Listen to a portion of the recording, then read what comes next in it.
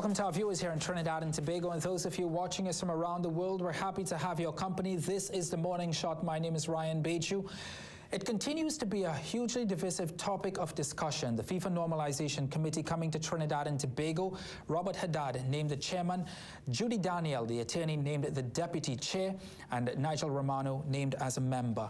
Former Trinidad and Tobago football coach, very outspoken man as well, Dr. Hannibal Najjar, has a lot to say about the FIFA taking over Trinidad and Tobago football. I had the chance to talk to him yesterday. Let's play that interview in its entirety.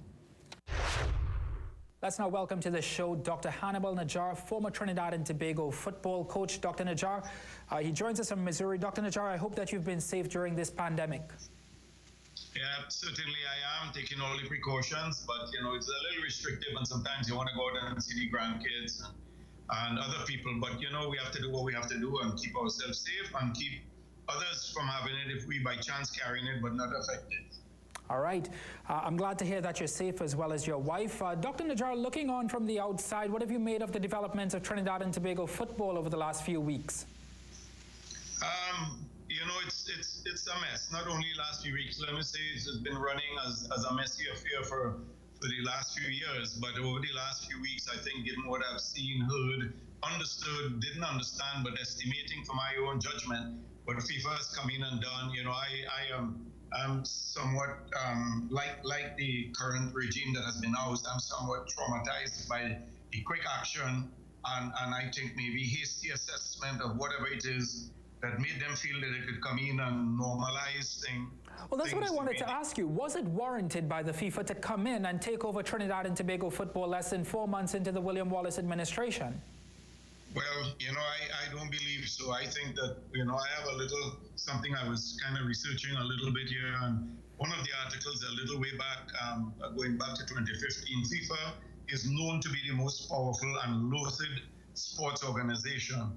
Back in 2015, I think I was hearing that somewhere else too, but I read it, that 7 top officials were charged for corruption, charges bloated and rapacious, to be exact in quoting them, which means that, you know, seven of them is somewhere in jail or have been relinquished of their duties. So when I think of them, I ask myself, who guards the guard, and what kind of a power that they have that they can take 4 months or whatever little time that this duly elected organization, group of people were put in and not even given a chance to fail, is a matter that it seems to have a bigger picture and more agendas in play that brought them to that quick, hasty result. I think not is it only unfair. I don't think fair is the word. I think that they are, if I could use the term almost like Gestapo-like, just walk in with the black robes and have you set aside, and they're now handing you cells to go to, and we are putting other people in place. I think that is absolutely obnoxious and should not be allowed. But then again, you're going to the courts. I understand that that's what they want to do, but the very courts is inside of FIFA. That's CAS. I had an encounter with them years back with a player that I was representing that got to Benfica, and somebody was, in my naivety as representing the person, not being a duly legally constituted person to represent him, was stolen from us. And when we took it up there, the fact of it, Benfica was so powerful that they just disregarded what little that we had to be able to ask for mercy. So basically begging. Having said that, yeah. Then, who guards the gods? Is the TTFA right to go to the Court of Arbitration for sport? Do they stand a chance? They don't stand a chance. All I could say is that Court of Arbitration is, I think from all that I've heard, if they're going to the Court of Arbitration that we went to, that court is already laying in the house of FIFA's control. So you know, I don't think they have a chance in hell or in heaven to be represented, because I don't think that we have gotten ourselves strong enough, because our regime that were there, that was just put aside, normalized and put somewhere else on holding big. They don't have enough experience in them and enough contacts to be able to see who they could call to get some kind of assistance on what they could do and maybe be allowed. I mean, to come in and move them out in the first place means you really didn't want them there. They were the wrong choice. You never thought they would have won. Dr. Najjar, when you look at the previous FIFA administration, it was described as a dictatorship under Sepp Blatter. How different is Gianni Infantino's FIFA from Sepp Blatter's? You know, in my opinion, I met Sepp Blatter and in those days through Jack Warner. When he wasn't even the FIFA president, he was some other close vice president in charge of something. But then I will say that no FIFA president is not prone to corruption. And how much of them is less corrupt than the other, that margin is, in my opinion, you have to be corrupt to be there. No mafia boss in the US is not corrupt. Some might be more conscious, have a more conscience in them, and some more compassion. But at the end of the day, they kill, they steal, they order, and they operate a certain way. No FIFA representative, in my books, at that level, could avoid thinking corruptly and some days getting up and acting in a way that they should not act, putting aside ethics and morality, and if they have any bone in them with spirituality, they can't act. They will not be allowed to act. They got there because of who put them there, and now you have to pay back. Okay, so we know that Europe owns and runs football. We know that South America is dominant in football. What about the Caribbean Football Union? What about CONCACAF? Where are their voices in all of this? Because if it can happen to Trinidad and Tobago football, it can sure as hell happen to different Caribbean nations around the region and definitely around the CONCACAF region. Well, you know, I think I heard you all and somebody else talking about the power of the U.S. being able to put pressure in the last regime to put several people in jail because of the size, the power, the money, and the fact that they are monetarily very powerful. And I think CONCACAF as a whole could be better. I think we are about 41 nations in CONCACAF.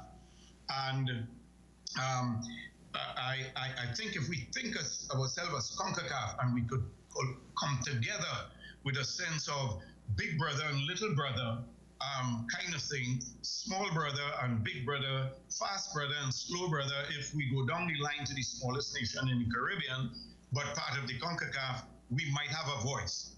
But I think of the CFU as unable, even if we would come together, to be very. We were there when Jack Warner was there, but he had a vision for the power of what CFU was and CONCACAF, and I think the savvy of Jack Warner, and I just wish he had not found himself in some of this very thing that we are talking about, that once you get into the FIFA ranks, you have no choice but to play the game. So I think any small nation and anybody in the CFU and the CFU put together is like sheep, and the FIFA is like the lion. I don't care how much of us put our forces together, 41 of us, we can't oust them because there are 55 nations in Europe, and Africa is, I think, 54. So, but the numbers we have, we cannot even, we are like sheep trying to tell the lion when to roar. It wouldn't work. And we are still now, something was said, I think earlier by Naked, David, when he was having a conversation, that, you know, that we are kind of too simple and too weak. And I think that is the truth. But how come at one point in Caribbean football and CONCACAF football, we were extremely powerful. Presidents wanted to have us on their sides, and now we're just sheep out there waiting to be slaughtered by Europe. Yeah. Well, you see, that's what I was talking about the wizardry of Jack Warner. You know, I in some ways, I think I'm a fairly astute person, gifted in some ways, and Sorry about that. I'm gifted in some ways to be able to be discerning and so on so, but I don't have the ability to navigate through some of these things like Jack Warner had.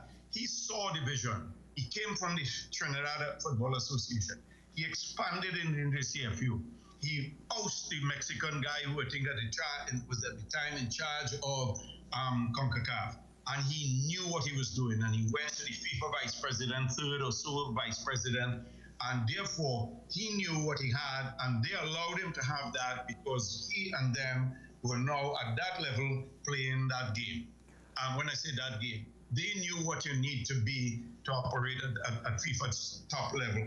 We don't have that now. We don't have the person to represent CFU in that manner. And I think all of us now have gone back to our little huts, and we're just happy to get whatever money and try to build our program from the ground up. Okay, so how worse off then is Caribbean football? How worse off then is Caribbean football because of things like this? Because as I mentioned to you, Dr. Najjar, and the general feeling is, if it can happen to Trinidad and Tobago football, this is the FIFA setting an example that it can happen to Guyana, it can happen to Jamaica, it can happen to any other small island in the Caribbean that depends on the FIFA for funding. Yes. Yeah, well, that is exactly correct. It happened to us. We are not the first. I was looking through to see how many people were put through this normalization thing, and there are many nations that have had that come to them. Even up to Argentina, I see as a big powerhouse. But my question really falls on why so fast, so hasty, so abrupt, so unencouraging that you come in and trend. I think this has to be the fastest takeover of all normalizations that they have had throughout the let's say 15 or 20 nations that have been put through this process. So if it could happen to us, it absolutely could happen to somebody else, but it wouldn't happen to somebody else there, because I know that David John Williams was a friend of Infantino. When I say so, even before Infantino was appointed, John Williams had endorsed him. So there's a camaraderie about it, and I have grown to appreciate John Williams' understanding of the game and the business of the game and the business of business. He's a successful person, and in some senses, I'm kind of sorry to see him have gone in so early out of the first term, because I think he had come to a point in his conscience and being able to kind of erase some of the things that he meant, that he would have been putting a better set of things together as he went forward in a second term. I don't think he thought he would have been out. I didn't think anybody thought that. Certainly not me. But what I felt when he was out, when he lost the election, the first thing I was having a little conversation with Andre Batiste. He had an interview with me, and I was telling him, he said, "What do you think?" I said, "I would love to see not W connection, but the Williams connection, that these two people can come together, because yes, David John Williams, you were shocked as a lot of people think that you should not have, how could it have happened? But the fact is he's there. He has done a good job at the SSFL level, and I say that the SSFL situation is like marrying a girl from the country, and the TNTFA is like marrying Marilyn Monroe. You have to get now involved and understand the game at that level and move on to some levels. But you can't leave him to hang out there to dry. I try to broker something between the two gentlemen and put it as the W connection. William Wallace and John Williams. And really, I say this with love for both people, because I think somewhere in between, if the two could have come together, and John Williams shared some of the issues, as I was saying, so much insight that you have now gathered, David, that'd be great to shake a hand and say, here's what is needed. I have a club, the Pro League has to exist. You beat me. Let us see what we could do together. I can't give you all my... That would be the ideal situation, but the reality is that Trinidad and Tobago football is extensively suffering. How long do you see this suffering happening, and can the FIFA Normalization Committee be a blessing in disguise, as many hope? You know what, I say no. I always felt that I would have revamped recommendations. People have asked me what I thought. I revamp everything and start all over again, bringing in business minds. But my point is Haddad and Nigel Romano, Judy Daniel right now, and the lady. But let's say Romano, from the skills that he have, the skill sets, and Haddad from what he has learned over the years and business savvy and everything. First of all, I don't know how they get to appoint them, who recommended them, how they could have been selected so quickly, over whom, who was studied before them, that these are the ones you choose. That's the beginning. The thing that I think is where I say no is because Haddad runs a big $1 million business. He does a lot for the country in different things with his contributions to PAN and other things that he has done. I know the people. I don't know them very well. As a matter of fact, I know Nigel more than I know the Haddads. But I would say, how much of their time you're normalizing this, but you coming in as a businessman, you have to have real time applied to make this thing work. If you don't have time, or you are going to pick up the phone now and then and make sparse recommendations or indications of what you feel should be done to make this thing go forward, you have to have people who could either be paid or have the money that they could second themselves to come in and don't require money, but give expertise. I understand people are doing that. Tull had done some things out of his own money, and I think that Nigel has his wherewithal where he could do it, and Haddad too. But could you give the time? Nigel is the CEO of the flour mills. He has a lot of assignments. He's a bright individual that people want to get things from him. How could he then add this to it? The most plagued operation in the country, totally. You find something is more plagued than the TNTFA. There's nothing. There's nothing to beat the TNTFA as far as being sick.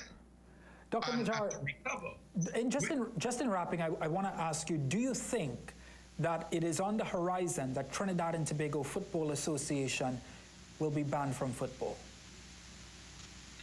I don't think they would allow it to be banned. I think that there's an interest to keep Trinidad in there. I think once David John Williams is breathing and is still putting his hand up for an opportunity to say something, FIFA is going to be tolerant. I think so.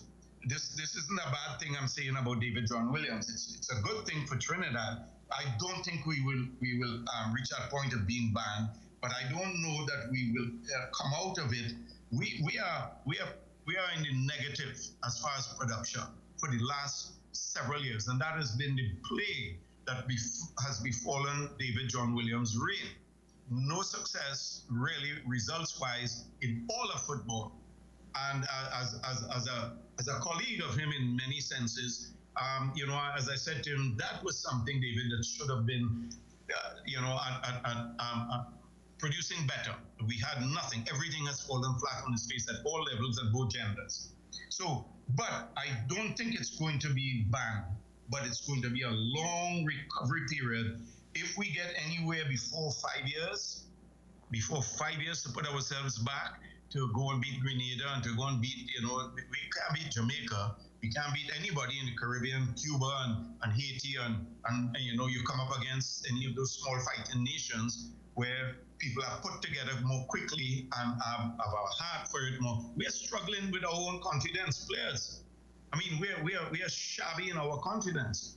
We don't have people outside like we used to have that playing in better leagues. So you can't even bring back good players to be better than the players that we have at home. And what we have at home has fallen aside, and I wouldn't call it a joke, but we don't have the mentality to go and meet the likes of Haiti and Cuba. I mean, how could Haiti survive? I mean, they're the most talented country in CONCACAF as far as I'm concerned. They're the poorest nation, and they rise to the occasion. They're in Panama. I think talent across the board, they are the most talented people in the entire CONCACAF region. But they don't have enough now to take them over the top. But they will go to World Cups, and we will not go to World Cups for the next 10 years. You and I will probably be an old man on crutches, lacing up my boots to try and get a pick. Well, listen, Dr. Najjar, I thank you very much for your time for this interview and your insight and your expertise on this topic. Please take care of yourself and your family out in Missouri, and we'll talk soon.